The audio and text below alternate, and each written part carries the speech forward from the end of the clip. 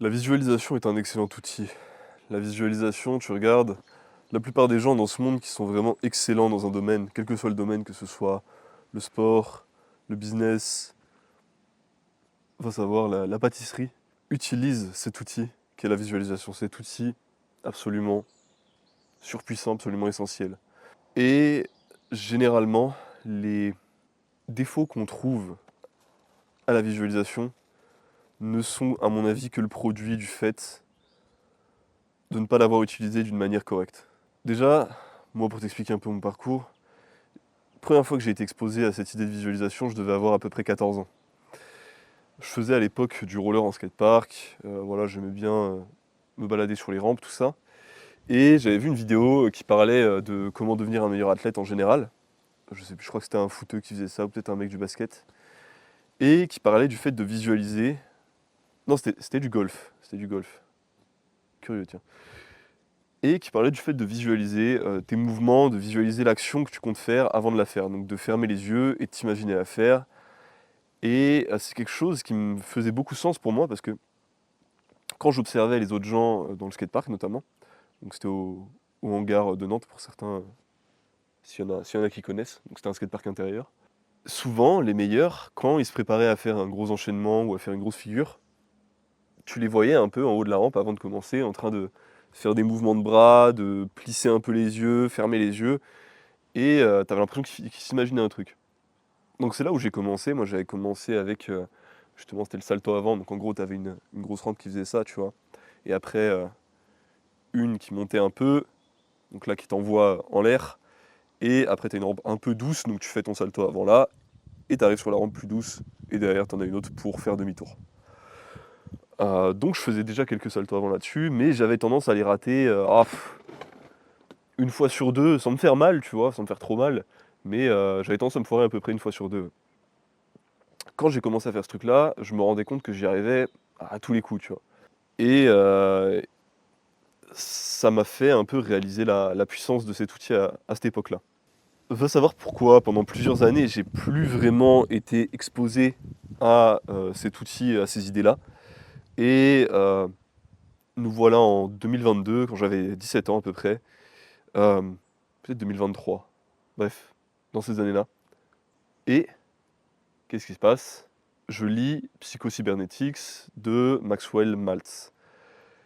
J'essaie d'expérimenter un peu avec les techniques dont il parle dans le livre, le fait d'imaginer, ça réussit d'imaginer les objectifs que tu veux atteindre, et c'est un très bon livre d'ailleurs. Je le recommande pour ceux d'entre vous qui veulent en apprendre un peu plus sur ces techniques-là et qui veulent, tout simplement passer plus de temps à s'exposer à ces idées-là pour mieux les comprendre et mieux les utiliser dans leur quotidien. L'exposition est essentielle. Donc, je m'expose un peu à ça, mais je le fais en n'étant pas très régulier et je fais qu'un seul type de visualisation qui est, en gros, visualiser la vie que tu veux une fois que tu l'as réussi. Et ça, c'est l'erreur que je vois la plupart des gens faire dans la visualisation. Pourquoi? Quand tu visualises la vie que tu as déjà réussi, tu ressens émotionnellement, pas exactement évidemment parce que c'est pas aussi puissant, mais en gros tu ressens les mêmes émotions et le même, comment? Accomplissement, le même, calme interne peut-être, que si tu avais réellement accompli ces choses. Donc ça a cet avantage-là d'augmenter un peu ta zone de confort dans ce que tu crois réalisable, parce que tu t'imagines tellement dans ces mondes-là que, tu te dis: «OK, je peux, je sais pas, avoir un bench à 180 kilos, je peux, devenir millionnaire», tout ça. Heu, je te donne des objectifs au pif, mais c'est souvent, ce genre de choses. Sauf que ce type de visualisation-là, il va t'apporter seulement du contentement. Il va pas t'apporter la motivation et en fait, la résolution, tu vois?